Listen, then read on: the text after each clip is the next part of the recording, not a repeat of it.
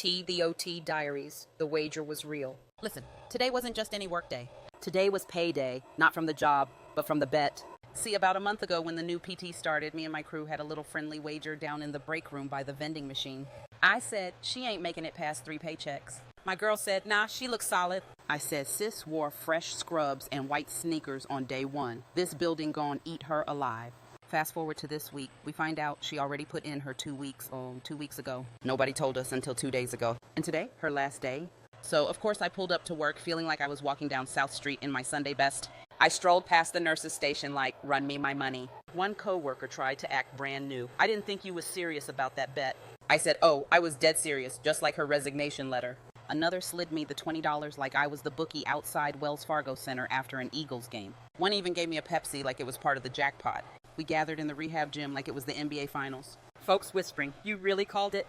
I said, baby, I got short staffing intuition. By lunch, I was up $60 and one cold hoagie from D'Alessandro Steaks. She hugged everyone goodbye. Me, I gave her that I told y'all grin. Moral of the story, in West Philly rehab, bets get placed faster than call bells go off. And today I was the house, and the house always wins.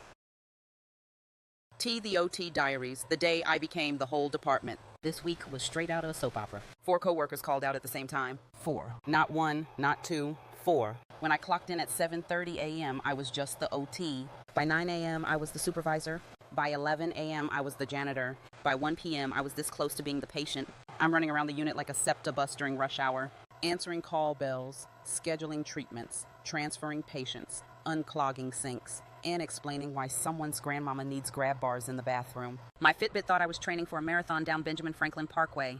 The Don walking around talking about, you got it, right? I said, ma'am, at this point, I am the building. Between therapy sessions, I'm sweeping up like I work at Reading Terminal Market after the lunch rush. At one point, I caught my reflection in the window and said, oh, I am short staffing. And the kicker? A patient looked at me dead in the face and said, you must be important. I see you everywhere. I said, nah, baby, I just ain't got no backup. By the end of the day, my legs felt like I walked from 30th Street Station to City Hall and back. No lunch, no break, just vibes and bad knees.